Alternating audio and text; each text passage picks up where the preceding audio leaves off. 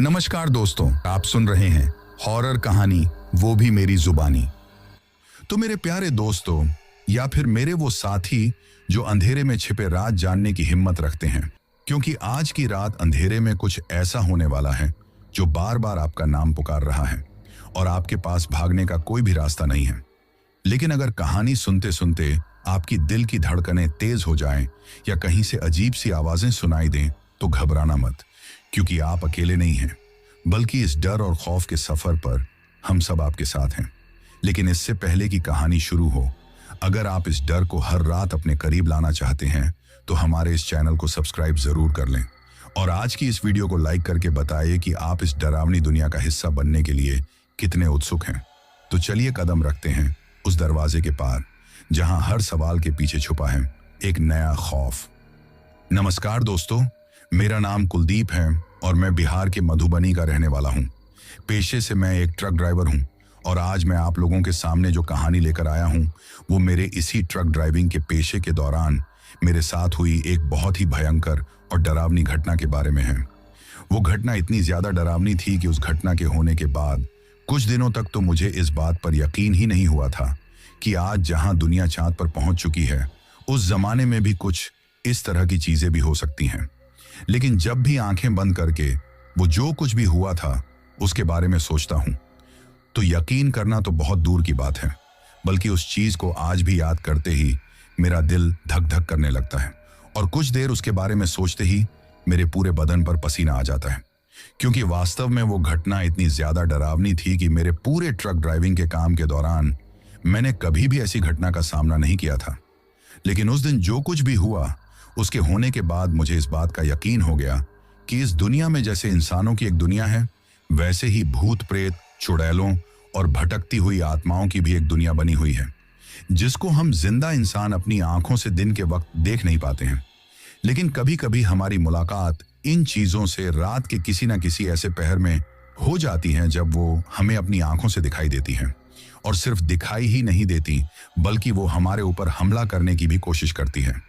लेकिन अगर किसी इंसान का ओहरा उन चीजों से ज्यादा हो तो वो उनसे बचकर निकल सकता है। लेकिन किसी इंसान से ज्यादा अगर इन चीजों का ओहरा मजबूत हुआ तो फिर वो इंसान चाहे कितनी भी कोशिश कर ले,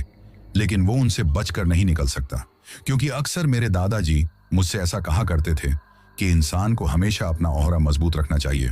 और ओहरा उसी इंसान का मजबूत रहता है जो डर को अपने आसपास भी नहीं भटकने देता। लेकिन अगर कोई हर वक्त सिर्फ थोड़े से अंधेरे को देखते ही डर जाता है, तो फिर धीरे धीरे उस इंसान का ओहरा कमजोर होने लग जाता है, और कमजोर ओहरे वाले इंसान अक्सर ऐसी चीजों के शिकार हो जाते हैं।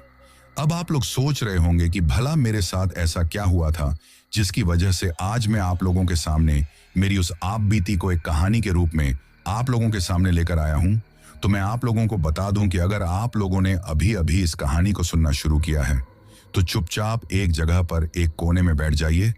या फिर रजाई में दुबक कर शांति से इस कहानी को सुनिए।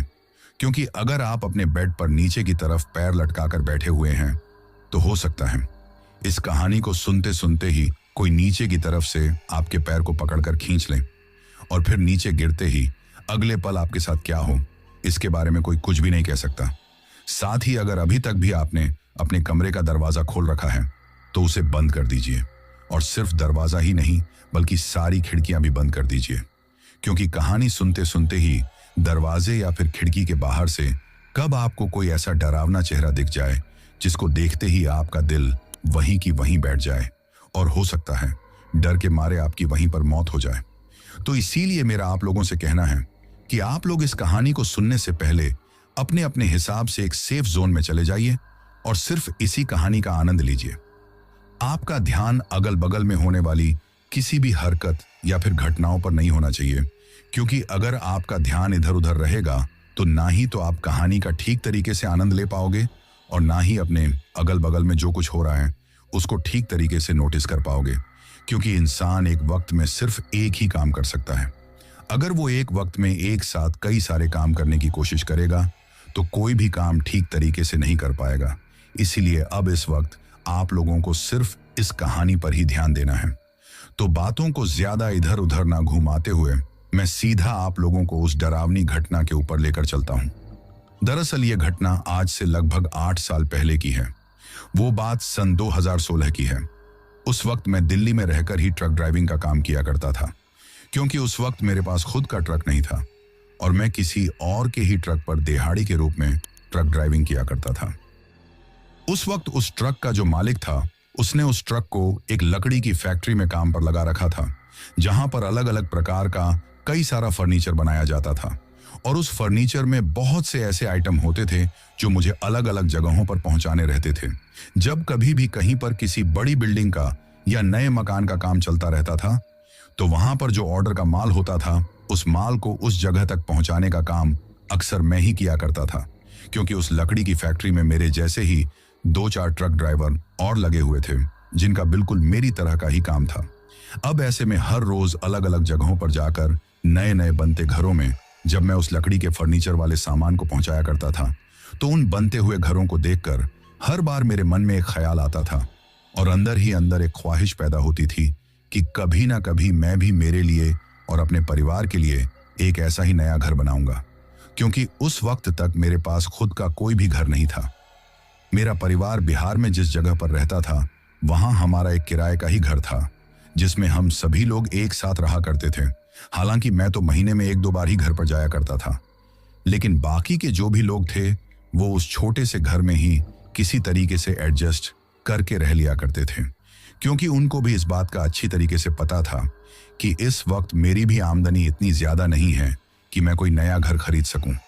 लेकिन नया घर खरीदने से पहले मुझे मेरा खुद का एक ट्रक लेना था, क्योंकि दिहाड़ी पर मजदूरी करके ट्रक चलाकर तो मैं कभी भी अपना नया ट्रक नहीं ले सकता था। इस बात का मुझे अच्छी तरीके से पता था। लेकिन अगर किसी तरीके से खुद का ट्रक होता तो उसमें काफी ज्यादा पैसे बचते थे। इसी वजह से मेरा शुरू से ही ये प्लान था कि मैं खुद का एक नया ट्रक लूंगा। लेकिन मुझे इस बात का जरा भी अंदाजा नहीं था कि खुद का नया ट्रक लेने से पहले तो मेरे साथ एक ऐसा डरावना हादसा हो जाएगा कि नया ट्रक लेना तो दूर की बात है, बल्कि मैं जो दूसरे के ट्रक पर दिहाड़ी में काम करता था, मैं उस काम को भी करना छोड़ दूंगा। दरअसल एक दिन ऐसे ही उस फैक्ट्री का मालिक मुझसे कहता है कि तुमको पुणे शहर में एक माल का ऑर्डर लेकर जाना है, क्योंकि वहां पर एक नई स्कूल बन रही है और उस स्कूल में जितना भी फर्नीचर लगने वाला है, उसका ऑर्डर हमारी फैक्ट्री में ही हुआ है और यहीं से वो सारा सामान पुणे के उस स्कूल तक जाने वाला है। अब जैसे ही फैक्ट्री का मालिक मुझसे ये बात कहता है, तो मैं अपने खलासी को फोन करके तुरंत ही फैक्ट्री में बुला लेता हूँ। और जब तक खलासी ट्रक के अंदर माल लोड करने का काम कर रहा था, तब तक मैं थोड़ा धूप में बैठा बैठा अपना खाना निपटा रहा था, क्योंकि उस वक्त तक दोपहर का लगभग 1 बजे का वक्त हो गया था और 3 बजे के आसपास में मुझे मेरा वो ट्रक लेकर वहां से निकलना था। इसीलिए मैंने सोचा कि सुबह से मैंने खाना नहीं खाया है, तो जब तक ट्रक में माल लोड होता है, तब तक मैं बैठा बैठा खाना ही खा लेता हूं। अब जैसे ही मैंने खाना खत्म किया, तो ट्रक में लोडिंग का काम भी पूरा हो गया था और उसके बाद जैसे ही फैक्ट्री के मालिक के द्वारा मुझे जो जरूरी कागजात थे वो दिए गए, तो उन कागजात को लेकर मैं फैक्ट्री से अपने खलासी के साथ अपने ट्रक को लेकर निकल जाता हूं। अब क्योंकि दिल्ली से लेकर पुणे का सफर काफी ज्यादा लंबा होने वाला था, तो इसी वजह से मैंने और मेरे खलासी ने जरूरत की सारी चीजें अपने साथ ले ली थी और उस सामान को लेकर मैं और मेरा खलासी अब लगभग अपने आधे सफर को तय कर चुके थे। लेकिन आधे सफर को तय करते करते हम लोगों को शाम हो गई थी और जो मेरे बगल में खलासी बैठा हुआ था, उसके साथ साथ मुझको भी फिर से काफी ज्यादा भूख लगाई थी। इसी वजह से हम लोग एक छोटे से शहर के बगल में रुकते हैं, क्योंकि वहां पर एक मार्केट था जिसमें छोटी छोटी चाट वगैरह की दुकानें लगी हुई थी। तो उन्हीं में से एक दुकान पर जाकर हम लोग हल्का फुल्का नाश्ता करते हैं, क्योंकि हम लोगों का खाने का प्लान तो पुणे शहर पहुंचकर माल को खाली करने के बाद ही खाने का था। इसी वजह से हम लोग वहां से नाश्ता करके ये तय करते हैं कि अब सीधा पुणे शहर पहुंचकर ही रुकेंगे। फिर धीरे धीरे हम लोग अपने सफर को तय करते हुए लगभग पूरे शहर के अंदर प्रवेश कर चुके थे। लेकिन तब तक हम लोगों को काफी ज्यादा वक्त हो गया था। रात के लगभग 11 बजे के आसपास में हम लोग पुणे शहर में पहुंचे थे। लेकिन जिस स्कूल में हम लोगों को वो माल पहुंचाना था, उस स्कूल के बारे में हम लोगों को कोई भी जानकारी नहीं थी। हमको सिर्फ इतना बताया गया था कि शहर से लगभग 50 किलोमीटर दूर साइड में एक गांव वाले इलाके में वो स्कूल है और उसी स्कूल में हम लोगों को वो सामान लेकर पहुंचना है। अब सिर्फ उस गांव के नाम के सहारे ही हम लोग वहां के लोगों से पूछते पूछते उस गांव तक पहुंच जाते हैं। लेकिन जैसे ही हम लोग उस गांव में पहुंचते हैं तो हम लोगों को दिखाई देता है कि उस वक्त तक तो उस गांव की चहल पहल पूरी तरीके से बंद हो चुकी है, क्योंकि शायद उस वक्त तक गांव के सारे लोग सो चुके थे। अक्सर ऐसा होता भी है कि शहरों की तुलना में गांव के लोग बहुत जल्दी ही सो जाया करते हैं। अब गांव में पसरे हुए उस सन्नाटे को देखकर मेरा खलासी मुझसे कहता है कि साहब अब हम लोग क्या करेंगे, क्योंकि हम लोगों को तो उस स्कूल का रास्ता दिखाने वाला यहाँ पर कोई भी नहीं है। तभी मैं उससे कहता हूँ कि गांव के थोड़ा अंदर चलकर देखते हैं, कोई ना कोई जरूर मिलेगा। अब ऐसे ही हम लोग धीरे धीरे अपने ट्रक को उस गांव की गलियों में इधर से उधर घुमाने लगते हैं, लेकिन वो पूरा का पूरा गांव नींद के गलियारों में गुम सा हो गया था, क्योंकि उस वक्त तक उस गांव के हर घर के बाहर हम लोगों को एक हल्की सी लाइट तो जलती हुई दिख रही थी, लेकिन उन घरों के बाहर टहलता कोई भी इंसान हम लोगों को वहां पर दिखाई नहीं दे रहा था। लेकिन फिर कुछ देर बाद जब हम लोग एक गली से निकलकर एक छोटे से कच्चे रास्ते की तरफ जाने लगे तो वहां पर उतनी रात को हम लोगों को दिखाई देता है कि एक अधेड़ उम्र की औरत अपने सिर पर एक लकड़ियों का गट्ठर लेकर उस गांव की तरफ ही आ रही है, और साथ ही उसने अपने हाथ में एक काफी धारदार और चमकती हुई दांतली भी ले रखी है। उसको आते देखकर मुझे और मेरे खलासी को ये लगा कि शायद इस दांतली से ये इन लकड़ियों को काटने का काम किया करती होगी, लेकिन उस वक्त हम लोगों को इस बात का जरा भी अंदाजा नहीं था कि जिस दांतली को देखकर हम लोग ये अंदाजा लगा रहे हैं कि ये लकड़ी काटने के काम आती होगी, असलियत में हमारा वो अंदाजा पूरी तरीके से गलत था, क्योंकि वो दांतली लकड़ी काटने के काम नहीं बल्कि किसी ऐसी चीज को काटने के काम आती थी जिस चीज के बारे में जब हम लोगों को आगे चलकर पता चला तो हमारे पैरों तले से जमीन खिसक गई। लेकिन क्योंकि अब तक हम उस औरत की सच्चाई से अनजान थे, इसी वजह से हम लोग अपने ट्रक को उस औरत के पास में ले जाकर रोकते हैं, और ट्रक के अंदर बैठे बैठे ही मैं साइड में अपनी गर्दन को निकालकर बड़े ही जोर से कहता हूं कि अरे माँ जी, यहाँ पर आसपास में कोई स्कूल है? तो वो जिस तरफ से आ रही थी उसी तरफ से अपने हाथ में पकड़ी हुई उस दांतली से इशारा करती हैं, और हम लोगों को कुछ भी अपने मुंह से बोले बिना चुपचाप आगे की तरफ निकल जाती हैं। उसको इस तरह से कुछ भी बोले बिना आगे निकलता हुआ देखकर हमें लगता है कि शायद इसको काफी ज्यादा वजन लग रहा होगा, इसी वजह से ये यहाँ पर हम लोगों से इतनी ज्यादा बात नहीं कर रही हैं, या फिर इसने रुककर यहाँ पर हम लोगों से कुछ भी बातचीत नहीं की। लेकिन जैसे ही उसने उस तरफ इशारा किया था तो हम लोगों को लगा कि शायद वो स्कूल गांव के बगल में इस रास्ते पर आगे जाकर हम लोगों को मिल जाएगी। इसी वजह से हम लोग अपने ट्रक को अब उसी रास्ते पर आगे की तरफ बढ़ने लगते हैं। अब जैसे जैसे हम लोग उस रास्ते पर आगे की तरफ चलते गए तो हम लोगों को थोड़ी दूर जाने के बाद ही दूर से ही एक बड़ी सी बिल्डिंग दिखाई देने लगी, जो कि लगभग 2 से 3 मंजिला थी, और उस पर ऊपर की तरफ पीछे की तरफ से लंबे लंबे पेड़ों की टहनियां भी नजर आ रही थी। लेकिन हम लोगों को ताज्जुब इस बात का हो रहा था कि वहां पर कोई भी लाइट नहीं जली हुई थी। लेकिन फिर हमने हमारे मन में सोचा कि शायद स्कूल की छुट्टी होने के बाद अक्सर स्कूल वाले सभी लाइटों को बंद करके ही जाते हैं, क्योंकि ये जो प्राइवेट स्कूल वाले होते हैं इनको हर चीज में अपना खर्चा बचाना होता है। अब आपस में इसी तरह की बातें करते हुए मैं और मेरा खलासी एक दूसरे से बातें करते हैं और हंसते हंसते उस स्कूल के पास में पहुंच जाते हैं। लेकिन जैसे ही हम लोग उस स्कूल के पास में पहुंचते हैं तो ट्रक को वहां पर स्कूल के गेट के बाहर ही खड़ा करके जब हम लोग नीचे उतर के जाते हैं तो हम लोगों को दिखाई देता है कि वो स्कूल तो काफी ज्यादा पुराना और गंदा सा लग रहा है, और ना ही वहां पर कुछ भी काम चलने के जैसा हम लोगों को दिखाई दे रहा था। उस स्कूल का जो बाहर वाला बड़ा सा लोहे का गेट था उस पर भी पूरी तरीके से जंग लगी हुई थी, लेकिन वो गेट आधे से ज्यादा खुला हुआ ही पड़ा था। पर उस गेट पर भी चारों तरफ से बड़ी बड़ी बेल आपस में एक दूसरे से उलझी हुई थी। उस चीज को देखकर ऐसा लग रहा था कि जैसे किसी ने यहाँ पर कई दिनों से साफ सफाई करने की कोशिश ही ना की हो। लेकिन फिर मुझे लगा कि शायद इतने दिनों बाद गर्मियों की छुट्टियां गुजर जाने के बाद स्कूल खुल रहा है, तो हो सकता है गर्मियों की छुट्टियों में यहाँ पर इतनी ज्यादा गंदगी हो गई होगी। लेकिन 1 से 1.5 महीने में ही इतनी ज्यादा गंदगी कैसे हो सकती थी, उस वक्त मुझे ये समझ में नहीं आ रहा था। लेकिन मुझे तो अपने उस माल को जल्दी से जल्दी वहां पर खाली करके निकलना था। इसी वजह से मैं और मेरा खलासी अब धीरे धीरे उस स्कूल के ग्राउंड के अंदर जाने लगते हैं। उस वक्त वहां पर चारों तरफ गुप अंधेरा फैला हुआ था, और उस वक्त जब चलते चलते मैंने अपने पेंट की जेब से मोबाइल निकालकर उसमें टाइम देखा तो उस वक्त तक रात के 11:40 हो चुकी थी। यानी कि 12 बजे होने में अब सिर्फ 20 मिनट का ही वक्त बचा हुआ था। और हम लोगों को उस वक्त इस बात का जरा भी अंदाजा नहीं था कि हमारी जिंदगी और मौत के बीच का सिर्फ यही 20 मिनट का फासला बचा हुआ है। अगर इस 20 मिनट के अंदर अंदर हम उस गांव को छोड़कर वहां से निकल गए तो शायद हम लोग उस रात बच सकते थे और हम लोगों को वहां पर कोई भी दिक्कत नहीं होती। लेकिन वहां के खतरे से बिल्कुल अनजान हम लगातार उस स्कूल की बड़ी सी बिल्डिंग की तरफ चलते जा रहे थे। जिस वक्त हम लोग उस ग्राउंड में चल रहे थे उस वक्त वहां के सन्नाटे को हमारे पैरों के तले आ रहे हैं। उन सूखे पत्तों के टूटने की आवाज लगातार चीरते जा रही थी। तभी चलते चलते ही मुझे ऐसा एहसास हुआ कि जैसे अभी मेरा वो खलासी जो मेरे बराबर में ही मेरे साथ चल रहा था, अब मुझे उसके पैरों के चलने की आवाज नहीं सुनाई दे रही थी। और उस वक्त क्योंकि सिर्फ मेरे पास मोबाइल ही था तो मैं उस मोबाइल की रोशनी में देखते हुए आगे की तरफ चलता जा रहा था।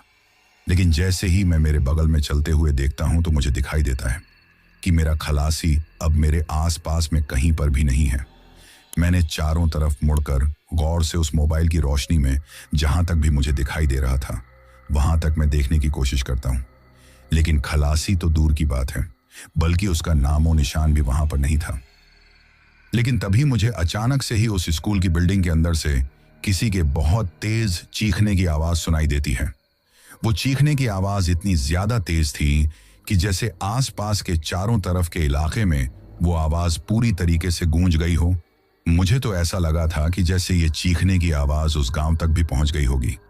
क्योंकि जब मैं मोबाइल की रोशनी में चारों तरफ इधर उधर पलटकर उस खलासी को देख रहा था तो एकाएक ही मुझे वो आवाज सुनाई दी थी। और जैसे ही मुझे वो आवाज सुनाई दी तो मुझे लगा कि कहीं मेरा खलासी किसी खतरे में तो नहीं है, क्योंकि उसका अचानक से ही इस तरीके से मेरे साथ चलते चलते ही गायब हो जाना मुझे कुछ हजम नहीं हो रहा था। और ना ही उसने इधर उधर जाते हुए मुझे कोई आवाज दी थी या फिर मुझसे कुछ कहा था। शुरू में तो मुझे लगा कि शायद वो इधर उधर टॉयलेट करने के लिए चला गया होगा, लेकिन वो जब भी कहीं जाता था तो मुझे हर बार बताकर ही जाता था। तो आज इस तरीके से अचानक से इस सुनसान जगह पर उसका बिना बताए गायब हो जाना मुझे अब डरने के लिए मजबूर कर रहा था। मैंने उसे 1-2 बार आवाज भी दी, लेकिन जैसे ही मैं उसका नाम लेकर उसे आवाज देता तो मुझे उस स्कूल की बिल्डिंग के अंदर से किसी छोटे से बच्चे की अजीब तरीके से हंसने की आवाज सुनाई देती। लेकिन वो आवाज कुछ इस तरह की थी जैसे कि कोई अपने मुंह पर हाथ रखकर हंस रहा हो और वो ये नहीं चाहता हो कि उसकी वो हंसने की आवाज मुझ तक पहुंचे, या फिर कोई किसी बंद कमरे में किसी घुटन वाली जगह पर हंस रहा हो। यानी कि उस वक्त वो आवाज मुझे काफी ज्यादा दबी दबी महसूस हो रही थी। 1-2 बार जब मैंने उस खलासी को आवाज लगाई तो मेरे आवाज लगाने के साथ साथ ही मुझे वो हंसने की आवाज भी सुनाई दी।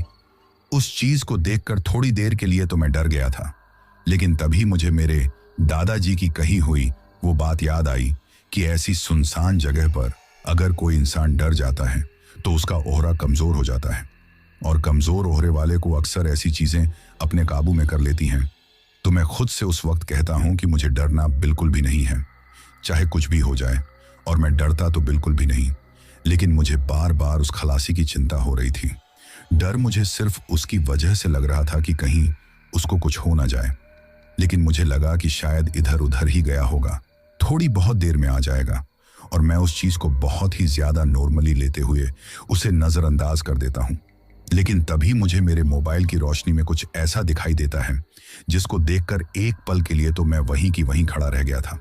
दरअसल मुझे मेरे मोबाइल की रोशनी में अचानक से ऐसा दिखाई दिया जैसे कि उस स्कूल की जो दूसरे नंबर वाली मंजिल थी, यानी कि दूसरे माले पर कोई किसी चीज के पीछे से छुपकर मुझे देख रहा है। और शायद वो कोई छोटा बच्चा ही था, क्योंकि रात के अंधेरे में मुझे ठीक तरीके से उसका हुलिया तो दिखाई नहीं दिया, लेकिन जैसे ही मेरी नजरें उसकी तरफ गई तो वो उस दीवार के पिलर के पीछे हो गया था। अब ये चीज हुई तो मैं जोर जोर से उसे आवाज लगता हूं कि वहां पर कोई है, इतनी रात को यहां पर क्या कर रहा है, क्या तुम यहां पर चोरी करने के लिए आए हो? लेकिन मेरी किसी भी बात का उस तरफ से कोई भी जवाब नहीं आ रहा था। लेकिन इससे पहले कि मैं आगे कुछ बोल पाता, वहां पर किसी कांच के जैसी चीज के टूटने की काफी तेज आवाज आती है, जैसे कि कोई किसी चीज से टकरा गया हो और वो चीज नीचे गिरकर टूट गई हो। अब जैसे ही वो आवाज आई तो मैं अपने तेज कदमों के साथ दौड़ते हुए उस स्कूल की बिल्डिंग के अंदर जाता हूं और जहां से मुझे ऊपर की तरफ जाने वाली सीढ़ियां दिखाई देती हैं, उन सीढ़ियों से चढ़ते हुए मैं अब उस ऊपर वाली बिल्डिंग पर पहुंच गया था। लेकिन उस वक्त मुझे इस बात का जरा भी अंदाजा नहीं था कि मैं अपनी मौत की तरफ जा रहा हूं। अब जैसे ही मैं उस दूसरे माले की बिल्डिंग पर पहुंचा तो मुझे उस बिल्डिंग का ऊपर वाला गलियारा पूरी तरीके से खाली पड़ा हुआ दिखाई दिया और वहां पर कुछ कुछ सामान बिखरा हुआ था जिस पर पूरी तरीके से धूल जमी हुई थी। उस चीज को देखकर मुझे यह पूरी तरीके से यकीन हो गया था कि शायद मैं किसी गलत ही जगह पर पहुंच गया हूं। लेकिन फिर मैं सोचता हूं कि जब मैं इस स्कूल के अंदर घुसा था तो उस वक्त इस स्कूल के बाहर गेट पर वही नाम लिखा हुआ था जिस नाम की स्कूल में मुझे ये सामान पहुंचना था। और फिर उस औरत ने भी तो मुझे इस तरफ ही आने के लिए इशारा किया था, तो फिर मैं किसी गलत जगह पर कैसे पहुंच सकता हूं। अब बार बार मेरे मन में यही उधेड़-बुन चल रही थी। अभी मैं वहां पर खड़ा खड़ा ये सब सोच ही रहा था कि तभी अचानक से ही मुझे सामने की तरफ से एक आवाज सुनाई देती है। और वो आवाज कुछ इस तरह की थी जैसे कि कोई किसी कांच के टुकड़े को फर्श पर घसीटता हुआ मेरी तरफ लेकर आ रहा हो। यानी कि वो आवाज किसी चीज को नोचने की जैसी आवाज थी। जैसे ही मुझे वो आवाज सुनाई देती है तो मैं गौर से सामने की तरफ देखता हूं, लेकिन मुझे उस वक्त अंधेरे में वहां पर कुछ भी दिखाई नहीं देता है। लेकिन जब मैं थोड़ी देर गौर से वहां पर देखता हूं तो सामने की तरफ से उस दूसरी तरफ के घुमाव में से घूमकर मेरी तरफ आता हुआ मुझे एक अजीब सा काला साया दिखाई देता है, जिसकी हाइट तो ज्यादा नहीं थी, लेकिन अंधेरे में उसको देखकर ऐसा लग रहा था कि जैसे उसका हुलिया कुछ जरूरत से ज्यादा ही बड़ा है और उस पर कुछ लाल लाल लगा हुआ भी था। अब उसको मेरी तरफ आता हुआ देखकर मैं 2-3 बार जोर जोर से उसे आवाज लगाता हूं कि कौन है वहां, और वहां अंधेरे में क्या कर रहे हो, मेरे सामने क्यों नहीं आते। लेकिन जैसे ही मैंने मेरे सामने आने वाली बात कही तो अब मुझे बिल्कुल उसी तरह की हंसी सुनाई देती है जैसी हंसी मुझे नीचे उस वक्त सुनाई दे रही थी जब मैं मेरे उस खलासी के खो जाने पर उसे बार बार आवाज लगा रहा था। इस बार भी वो हंसने की आवाज बिल्कुल वैसे ही थी, लेकिन अब मुझे वो आवाज पहले के जैसे दबी दबी सुनाई नहीं दे रही थी, बल्कि उस आवाज को सुनकर ऐसा लग रहा था कि जैसे मेरे बिल्कुल सामने खड़ा हुआ कोई बच्चा हंस रहा हो। लेकिन अंधेरे में अब तक भी मुझे ये चीज साफ साफ दिखाई नहीं दे रही थी कि मेरे सामने जो कोई भी है वो कोई बच्चा है या कोई बड़ा इंसान है या फिर कोई और ही तीसरी चीज है। लेकिन जब अंधेरे में मुझे कुछ भी दिखाई नहीं देता है तो मैं एक बार फिर से अपने पेंट की जेब से मोबाइल निकालता हूं और लाइट जलाता हूं। लेकिन जैसे ही मैं मेरे मोबाइल को निकालकर उसकी लाइट जलाता हूं तो अब तक वो जो कुछ भी था वो उस अंधेरे के कोने से मेरी तरफ काफी ज्यादा आगे आ चुका था, क्योंकि जैसे ही मैंने वो लाइट जलाई तो मुझे दिखाई देता है कि अब उसके और मेरे बीच में लगभग 10 कदम का ही फासला है। लेकिन लाइट जलाते ही जो कुछ भी मुझे मेरी आंखों के सामने दिखाई दिया उसको देखते ही डर के मारे मेरे पर वहां पैर थर थर कांपने लगे थे। और उस वक्त मुझे ये समझ में आ गया था कि आज मैं किसी बहुत ही गलत और डरावनी जगह पर आ गया हूं। शायद ये वो स्कूल है ही नहीं जिस स्कूल में मुझे आना था, क्योंकि मोबाइल की रोशनी जलाते ही मुझे दिखाई देता है कि मेरी आंखों के सामने मेरे से लगभग 10 कदम दूर ही एक बच्चा खड़ा हुआ है, जो कि शायद एक लड़की थी, क्योंकि उसके सिर पर उस वक्त काफी लंबे लंबे बाल थे। लेकिन उसका हुलिया इतना ज्यादा बिगड़ा हुआ था कि उसको रात के वक्त उस अंधेरे में देखकर मेरी बुरी तरीके से फटकर हाथ में आ गई थी। इसके साथ ही मुझे दिखाई देता है कि उसने अपने हाथ में एक बड़ा सा कांच का टुकड़ा पकड़ रखा है, जो कि शायद किसी खिड़की के कांच का टुकड़ा था,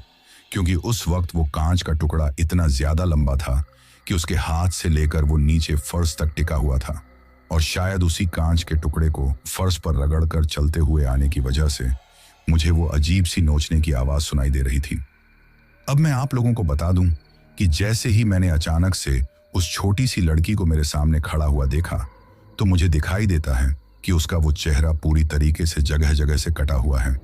यानी कि उसके चेहरे पर कुछ इस तरह के निशान थे जैसे कि उन्हीं कांच के टुकड़ों से किसी ने उसके चेहरे को हर जगह से काट दिया हो। लेकिन उन कटे हुए घावों में से मुझे सिर्फ लाल लाल खून ही चिलकता हुआ दिखाई दे रहा था, बल्कि वहां से कोई भी खून की बूंद नहीं टपक रही थी। इसके अलावा उसके जो कपड़े थे और उसका जो शरीर था वो इतना ज्यादा गंदा था कि उसको देखकर ऐसा लग रहा था जैसे कि वो कई दिनों से उन्हीं कपड़ों में वहां पर घूम रही हैं, या फिर कई दिनों से वो नहाई ही ना हो। लेकिन जैसे ही मेरी नजरें उसने जिस हाथ से उस कांच के टुकड़े को पकड़ रखा था उस हाथ की तरफ जाती हैं तो मुझे दिखाई देता है कि उसके उस हाथ पर उसकी उंगलियों से भी लंबे लंबे नाखून हैं, जिनमें की कुछ ऐसी चीजें फंसी हुई थीं जिसकी वजह से उसके उस हाथ पर मक्खियों भिनभिना रही थी। इसके अलावा जब मैं गौर से उसकी तरफ देखता हूं तो मुझको अपनी तरफ गौर से देखते हुए देखकर वो वहां पर अजीब तरीके से मुस्कुराती हैं। उस वक्त उसकी वो मुस्कुराहट मुझे इतनी ज्यादा डरावनी लग रही थी कि जैसे जैसे वो वहां पर मुझको देखकर मुस्कुराती जा रही थी, वैसे वैसे ही मेरे दिल की धड़कने की रफ्तार बढ़ती जा रही थी। क्योंकि जैसे ही वो वहां पर मुस्कुराती हैं तो मुझे उसके मुंह के अंदर के दांत दिखाई देते हैं, जो कि उस वक्त उसके जबड़े को फाड़कर उसके होठों को भी फाड़ने को तैयार हो रहे थे। इसके अलावा उसके दांत इतने ज्यादा गंदे थे कि शायद किसी गुटखा खाने वाले आदमी के दांत भी इतने ज्यादा गंदे नहीं होते होंगे। लेकिन फिर वो अपनी गर्दन को एक तरफ कुछ जरूरत से ज्यादा ही झुकाकर वहां से अपने आप ही धीरे धीरे अपने कदमों को पीछे की तरफ ले जाने लगती हैं और पीछे की तरफ जाते जाते अजीब तरीके से मुस्कुराती हैं। लेकिन अब जिस हाथ से उसने उस कांच को पकड़ रखा था, उस हाथ से पकड़े पकड़े ही उस कांच पर खून की धाराएं बहने लगती हैं। उस चीज को देखकर ऐसा लग रहा था कि जैसे वो अपने उस हाथ से पूरी तरीके से उस कांच पर पूरा जोर लगा रही है, जिसकी वजह से वो कांच उसकी हथेली के अंदर घुस चुका है और वहां से खून निकलकर उस कांच पर बह रहा है। क्योंकि वो उस कांच को उस फर्श पर काफी जोर से रगड़ते हुए पीछे की तरफ जा रही थी और अपनी गर्दन को एक तरफ पूरा झुकाकर मेरी तरफ देखते हुए मुस्कुरा रही थी। लेकिन फिर अचानक से ही उसकी वो गर्दन पूरी की पूरी गोल घूम जाती है, यानी कि वो गर्दन पूरी की पूरी 360 डिग्री घूम गई थी। और ये चीज होते ही मुझे समझ में आ गया था कि ये कोई जिंदा इंसान नहीं है, बल्कि इस स्कूल में भटकती हुई कोई आत्मा है जिसने आज मुझे यहाँ पर किसी बच्चे की हंसी के जाल में फंसा लिया है और शायद अब ये इसी कांच के टुकड़े से मुझे यहाँ पर मौत के घाट उतार देगी। अभी मैं इतना सोच ही रहा था कि तभी नीचे की तरफ से मुझे मेरे खलासी की आवाज सुनाई देती है। वो वहां नीचे से जोर जोर से मुझे आवाज लगा रहा था। अब जैसे ही मुझे मेरे खलासी की आवाज सुनाई देती है तो मैं अपनी नजरों को नीचे की तरफ जो ग्राउंड था उस तरफ घुमाता हूं और जैसे ही मैं अपनी नजरों को उस तरफ घुमाता हूं तो मुझे दिखाई देता है कि मेरे खलासी के सिर पर चोट लगी हुई है। साथ ही उसने अपने हाथ पर भी एक मोटा सा कपड़ा बांध रखा है, जहां से शायद खून के जैसा कुछ निकल रहा था।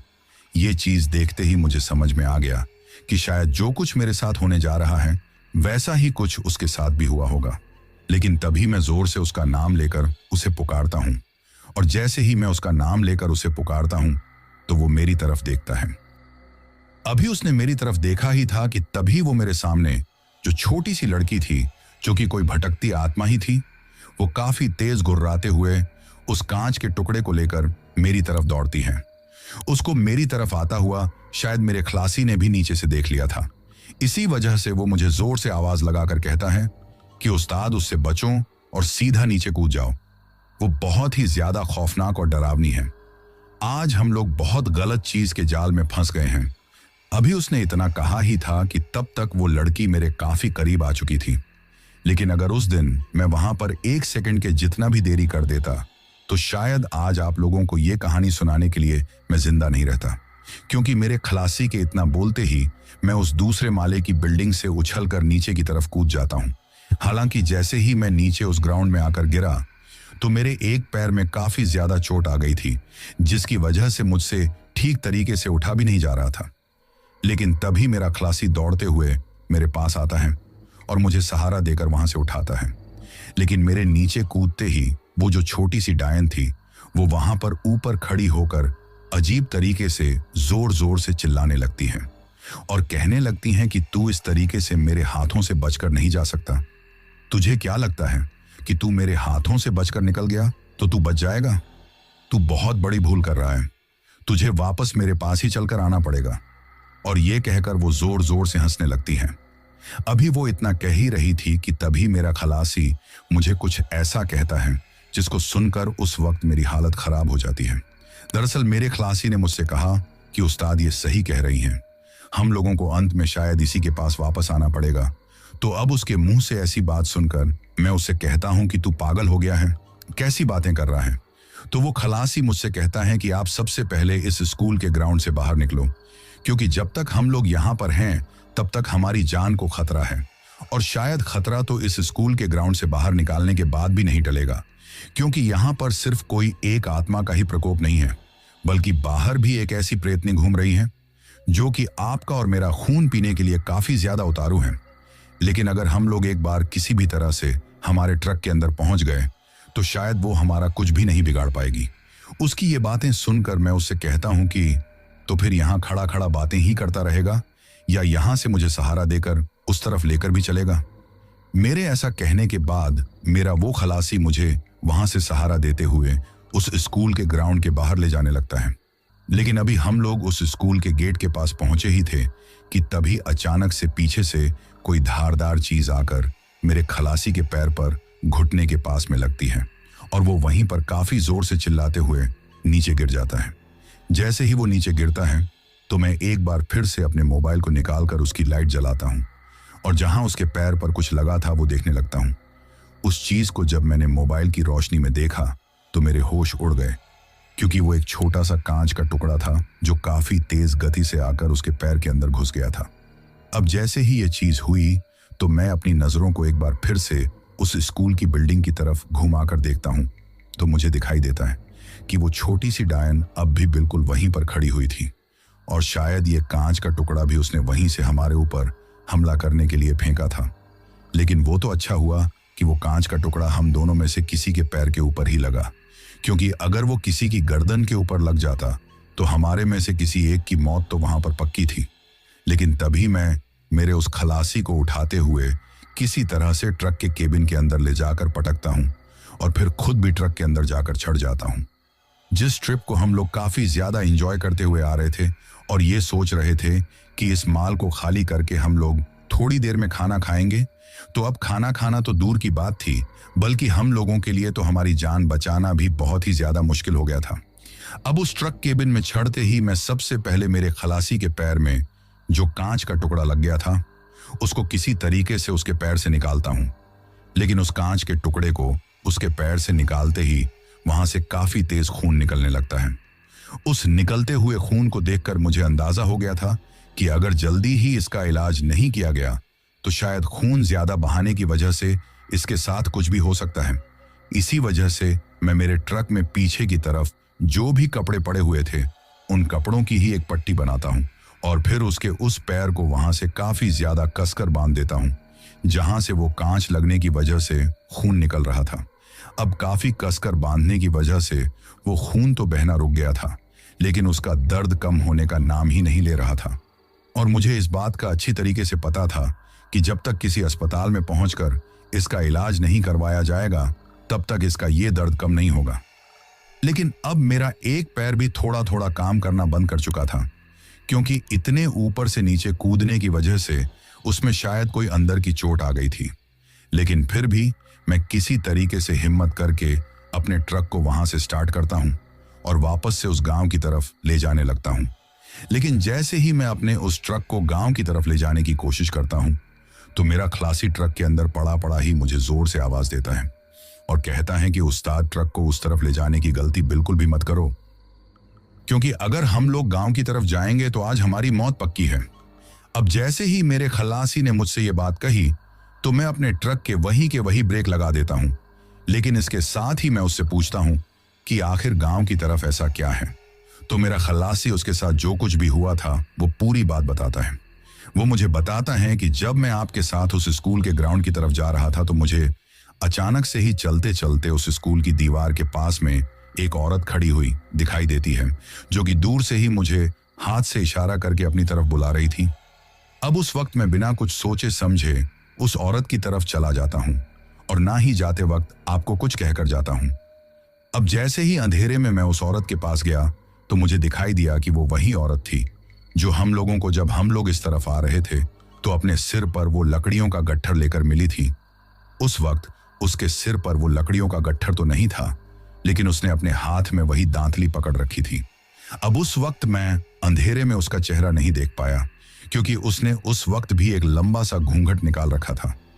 लेकिन इससे पहले कि मैं कुछ बोल या कर पाता, उसने अचानक से ही झपट्टा मारकर मेरा मुंह पकड़ लिया और अपने एक हाथ से मेरे मुंह को काफी ज्यादा दबा लिया था, जिसकी वजह से मैं चाहकर भी वहां पर कुछ भी नहीं बोल पा रहा था। जैसे ही उसने ये चीज की तो मुझे इस चीज का पता चल चुका था कि हम लोग किसी जाल में फंस चुके हैं। और जब आप उस ग्राउंड पर वहां पर खड़े खड़े मुझे आवाज लगा रहे थे तो उस वक्त मैं आपकी आवाज सुन रहा था, लेकिन मैं चाहकर भी आपको जवाब नहीं दे पा रहा था। इसके अलावा जब आप ऊपर सीढ़ियों की तरफ चढ़कर जा रहे थे तो उस वक्त भी मैं आपको ऊपर जाने से रोकना चाहता था, लेकिन मैं ऐसा नहीं कर पाया। पर उस वक्त तक जिस औरत ने मुझे पकड़ रखा था, उस औरत की सच्चाई मेरे सामने आ चुकी थी। मुझे समझ में आ गया था कि वो कोई जिंदा औरत नहीं बल्कि एक भटकती हुई आत्मा है, जिसने आपको उस छोटी सी बच्ची के चंगुल में फंसाने के लिए मुझे वहां पर पकड़ रखा था। क्योंकि अगर हम दोनों एक साथ वहां पर होते तो हम कभी भी उनके जाल में नहीं फंसते। इसी वजह से उस औरत ने मुझे भटकाकर अपनी तरफ बुलाकर आपसे अलग कर दिया था। लेकिन जैसे ही आप वहां ऊपर की तरफ गए तो वो मेरे मुंह को छोड़ देती हैं और फिर अपने उस घूंघट को ऊपर की तरफ करती हैं। अब जैसे ही वो अपने घूंघट को ऊपर की तरफ करती हैं तो उसका हुलिया देखकर उस वक्त मैं तो पूरी तरीके से शक पका गया था, क्योंकि मुझे दिखाई दिया कि उसका नाक आधे से ज्यादा कटा हुआ है, जिस पर कि पूरी तरीके से कीड़े रेंग रहे हैं और काफी ज्यादा छोटे छोटे मच्छर भी भिनभिना रहे थे। लेकिन उस वक्त उसके मुंह से अजीब तरीके से खून की लार टपक रही थी और उसका वो पूरा बदन किसी सड़ी हुई लाश की तरह दिखाई दे रहा था। हालांकि जब हम लोगों को ट्रक की हेडलाइट की रोशनी में वो उस गांव की तरफ आते हुए दिखाई दी थी, उस वक्त तो वो किसी जिंदा औरत की तरह काफी ठीक ठाक ही हमें नजर आई थी। लेकिन जैसे ही उस वक्त वो अंधेरे में मेरे सामने अपने असली रूप में आई तो उसको वहां पर देखकर मैं समझ गया था कि आज हम दोनों ही किसी बहुत ही बड़ी मुसीबत में फंस चुके हैं। अब मेरे खलासी के मुंह से ये बात सुनकर मैं काफी ज्यादा डर गया था। लेकिन फिर मैं उससे पूछता हूं कि तो फिर तुम उस डरावनी औरत के चंगुल से बचकर कैसे निकले? तो मेरा खलासी मुझे इस बात का जवाब देते हुए आगे बताता है कि जैसे ही वो औरत मेरे सामने अपने असली रूप में आई तो वो मुझे वहीं पर खत्म कर देना चाहती थी, जिसके चलते उसने 2 बार अपनी उस दांतली से मेरे ऊपर वार भी किया, जिसमें पहली बार में तो मेरा हाथ कट गया और दूसरे बार को जैसे ही मैंने अपने ऊपर आने से थोड़ा रोकना चाहा तो उसकी वो दांतली मेरे सिर पर लग गई, जिसकी वजह से मेरे सिर पर भी काफी ज्यादा चोट आई है। लेकिन फिर मुझे मेरी दादी का दिया हुआ एक मंत्र याद आया, क्योंकि मेरी दादी शुरू से ही भगवान शिव की बहुत बड़ी भक्त थी और उनका एक गुरु भी था जिसका नाम गुरु गोरखनाथ था, जो कि काफी ज्यादा तंत्र साधना किया करते थे। लेकिन वो दोनों लोगों की भलाई के लिए ही ऐसी नकारात्मक चीजों से बचने के लिए तंत्र साधना करते थे। एक बार जब मेरी दादी अपनी उम्र के आखिरी पड़ाव में थी तो जाते जाते उन्होंने मेरे कान में मुझे ये गुरु मंत्र दिया था और मुझसे कहा था कि जब कभी भी जिंदगी में किसी मुसीबत में पड़ जाओ जिससे तुमको लगे कि मैं आज इस मुसीबत से जिंदा बचकर बाहर नहीं निकल सकता, तो एक बार वहां पर मेरा दिया हुआ ये मंत्र अपने मन ही मन में बोल लेना। जैसे ही तुम ये मंत्र बोलोगे तो मेरे गुरु गोरखनाथ की शक्तियां और भगवान शंकर का आशीर्वाद तुमको वहां से किसी भी तरीके से उस मुसीबत से बाहर निकाल कर ले आएगा। अब जैसे ही मुझे मेरे दादी की कही हुई ये बात और वो मंत्र याद आया तो मैं उस डरावनी चुड़ैल के हाथों को और उसकी उस दांतली को पकड़े पकड़े ही अपने मन ही मन में वो मंत्र बोलता हूं। और जैसे ही मैं वो मंत्र बोलता हूं तो अब तक तो मैं उस चुड़ैल से अपने आप को छुड़ाने की कोशिश कर रहा था, लेकिन वो मंत्र बोलने के बाद वो चुड़ैल खुद से ही अपने आप को मुझसे छुड़ाने की कोशिश करने लगी थी। इसके साथ ही जब मैंने उसको पकड़े पकड़े वो मंत्र बोलना चाहा तो जैसे ही मैंने वो मंत्र बोलना शुरू किया तो उसके अंदर एक अजीब सा झटका लगने लगा, जैसे कि किसी इंसान को जब करंट लगता है और वो झटपटाता है तो अब बिल्कुल वैसे ही वो चुड़ैल वहां पर झटपटाने लगी थी। और फिर कुछ ही देर में वो वहां पर एक काले धुएं में बदलकर गायब हो गई। लेकिन फिर वहीं पर मुझे एक पेड़ में एक कपड़ा टंगा हुआ दिखाई दिया, जिसको मैंने अपने सिर पर और अपने हाथ पर एक पट्टी के रूप में बांधा और फिर मैं दौड़ते हुए आपको ढूंढने के लिए उस स्कूल के ग्राउंड के अंदर की तरफ आ गया। लेकिन तब तक आप वहां से ऊपर की तरफ जा चुके थे और फिर मुझे दिखाई दिया कि वो छोटी सी नन्ही डायन आपके ऊपर हमला करने ही वाली है। लेकिन इससे पहले कि वो आपके ऊपर हमला करती मैंने आपको आगाह कर दिया, क्योंकि उस वक्त तक मुझे सारा मांजरा समझ में आ चुका था। अब ये सब कुछ होने के बाद में मैं मेरे खलासी से पूछता हूं कि तो फिर अब हमें किस तरफ चलना चाहिए, क्योंकि पीछे की तरफ तो काफी बड़ा घना जंगल है और अगर हम लोग गांव की तरफ गए तो हमें वहां से ही कोई मदद मिल सकती है। तो मेरा खलासी मुझसे कहता है कि अगर हम लोग गांव की तरफ जाएंगे तो हो सकता है वो औरत फिर से हमारा पीछा करते हुए हमारे पीछे पड़ जाए, तो हम लोगों को अब इस जंगल की तरफ ही चलना चाहिए, क्योंकि इस जंगल से ये रास्ता आगे होते हुए एक हाईवे के ऊपर निकल जाता है और इस सुनसान गांव से और उस भूतिया स्कूल की बिल्डिंग से हमारा पीछा छूट जाएगा। अब उस खलासी के मुंह से ये बात सुनकर मैं फिर से अपने ट्रक को घुमाकर जंगल की तरफ दौड़ाने लगता हूं। लेकिन अभी मैं उस स्कूल के गेट के सामने फिर से वापस पहुंचा ही था कि तभी उस गेट के बिल्कुल सामने उस रास्ते के बीचों बीच मुझे एक औरत खड़ी हुई दिखाई देती है, जो कि दिखने में बिल्कुल वैसे ही लग रही थी जैसी औरत हम लोगों को इस तरफ आते वक्त अपने सिर पर वो लकड़ियों का गट्ठर लेकर मिली थी। लेकिन इस बार उसके सिर पर कोई भी लकड़ी का गट्ठर नहीं था, सिर्फ उसके हाथ में एक दांतली थी। उस औरत को वहां पर इस तरीके से ट्रक के बिल्कुल सामने सड़क के बीचों बीच खड़ा देखकर मैं समझ गया था कि शायद ये वही डरावनी चुड़ैल है जिसके बारे में अभी मुझे मेरा खलासी बता रहा था। लेकिन तभी मैं मेरे खलासी को आवाज लगाता हूं और उससे कहता हूं कि देख, अपने ट्रक के सामने वही औरत खड़ी है। तो मेरा खलासी अपनी गर्दन को थोड़ा ऊपर करके देखता है और काफी ज्यादा घबरा जाता है। वो मुझसे कहता है कि ये तो वही है, देखा, मैंने कहा था ना कि ये फिर से हमारा पीछा करते हुए हमारे पास आएगी। तो मैं उस खलासी से कहता हूं कि अब तुम्हें डरने की जरूरत नहीं है। अगर ये फिर से हमारे सामने आई है तो ये हमारा काल बनकर नहीं, बल्कि हम इसका काल बनकर यहां से निकलेंगे। ऐसा कहकर मैं मेरे ट्रक को काफी तेज एक्सीलेटर देता हूं और फिर ट्रक को दौड़ाते हुए उसके ऊपर से चढ़ाकर मैं अपने ट्रक को लेकर निकल जाता हूं, क्योंकि उस वक्त मुझे ये अच्छी तरीके से पता था कि वो कोई जिंदा इंसान तो थी नहीं, बल्कि एक भटकती हुई चुड़ैल ही थी। लेकिन जैसे ही हम लोग वहां से निकले तो हम लोगों को लगा कि शायद हमारा उससे पीछा छूट गया है और वो हमारे ट्रक के नीचे कुचल कर रह गई होगी। लेकिन हमारी ये सोच उस वक्त बिल्कुल गलत थी, क्योंकि उस जगह से थोड़ी दूर आगे निकलते ही मुझे ऐसी आवाज सुनाई देती है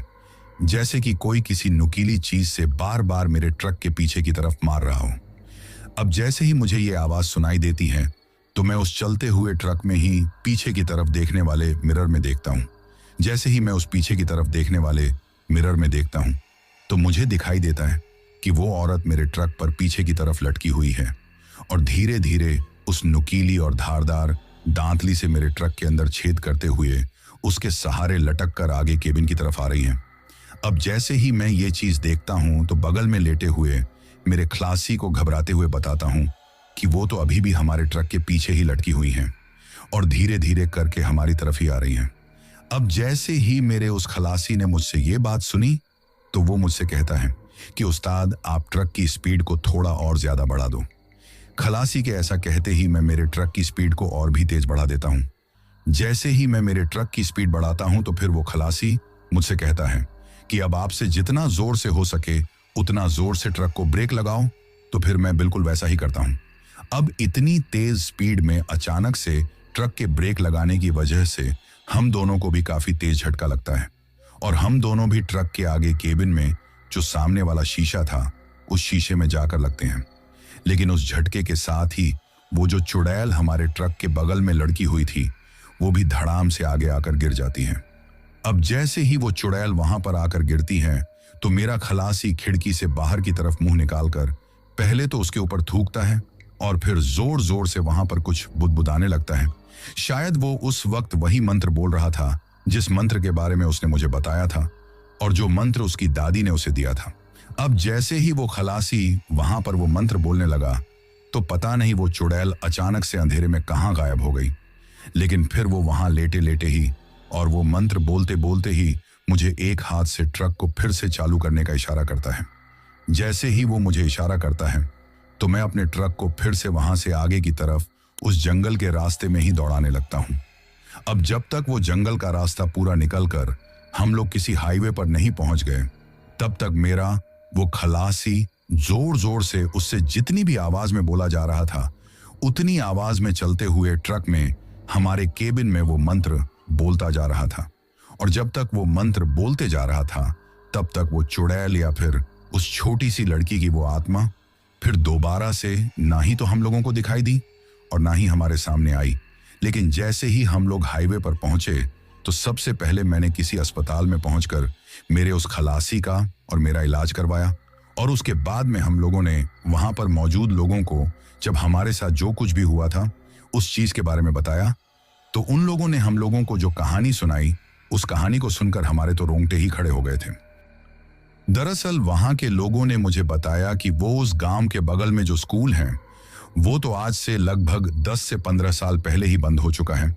क्योंकि उस स्कूल के अंदर एक बार कुछ ऐसा कांड हुआ था जिस कांड के होने के बाद वो स्कूल आसपास के इलाके में पूरी तरीके से बदनाम हो गया था और कोई भी बच्चा उस स्कूल के अंदर नहीं पढ़ना चाहता था और ना ही कोई माँ बाप अपने बच्चों को उस स्कूल के अंदर भेजना चाहते थे,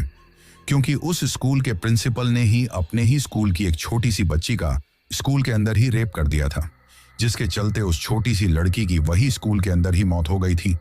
वो जो बच्ची थी वो उसी गांव की पढ़ने वाली थी,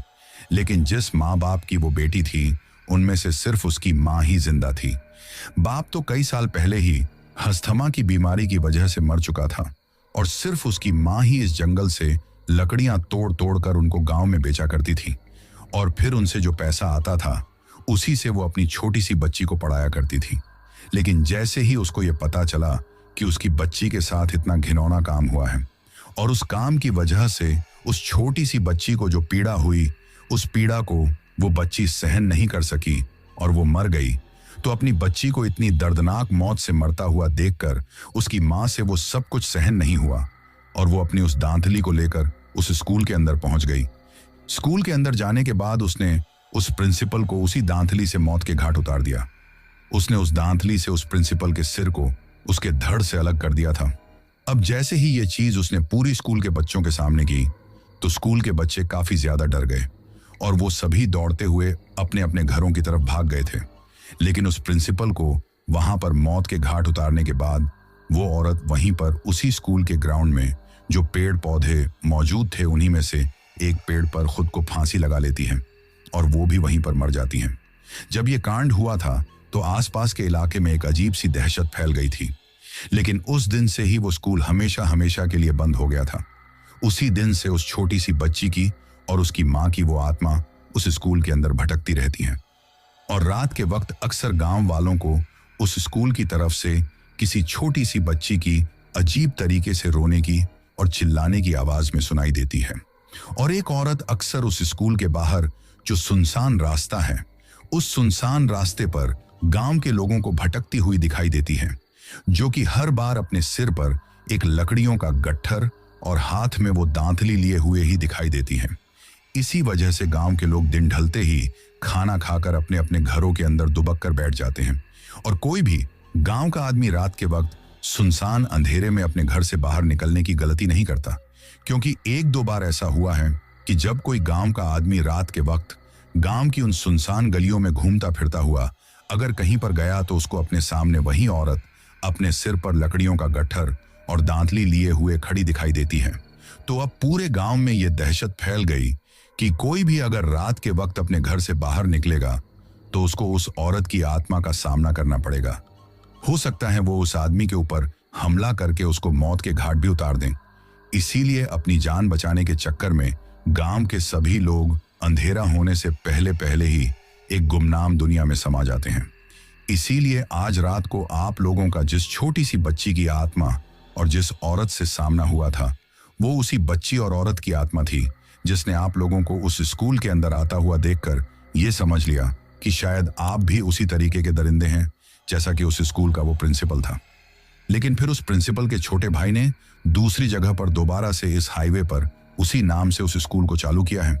और शायद आज आप लोगों को इस नई बनती हुई स्कूल के फर्नीचर के लिए यहाँ पर यह सामान लेकर बुलाया गया है। अब उन लोगों से ये बातें सुनने के बाद मैं उन लोगों से उस नई स्कूल का एड्रेस पूछता हूँ और फिर सुबह होने के बाद ही मैं उस नई स्कूल के पास पहुंचता हूँ। लेकिन वहां जब मैं गया तो वहां ऐसा कुछ नहीं था। वहां पर काफी अच्छे से फर्नीचर का काम चल रहा था। तो फिर हम लोग वहां पर हमारा वो सामान खाली करते हैं और फिर उस जगह से लौट आते हैं। लेकिन आते वक्त कसम खाते हैं कि कभी भी रात के वक्त किसी भी सुनसान जगह पर या किसी भी साइट पर हम माल को खाली करने के लिए नहीं पहुंचेंगे, क्योंकि आज हम लोगों के साथ जैसा जो हादसा हुआ था वो फिर से दोबारा से भी हम लोगों के साथ कभी भी हो सकता था। लेकिन उस छोटी सी बच्ची के बारे में और उसकी उस दर्दनाक मौत के बारे में सुनकर हमें बहुत ज्यादा बुरा लगा। साथ ही अपनी बच्ची को न्याय दिलाने की वजह से उस माँ को भी अपनी बेटी की तरह ही मौत को गले लगाना पड़ा। ये भी कहीं ना कहीं बहुत ज्यादा गलत था, लेकिन हम लोगों को उस वक्त तक ये बात अच्छी तरीके से समझ में आ गई थी कि अगर कोई जिंदा इंसान ऐसी भटकती हुई आत्माओं की दुनिया में रात के वक्त चला गया जब वो अपने चरम पर होती हैं, तो उसको भी फिर मौत ही नसीब होती है। तो दोस्तों, ये थी हमारी आज की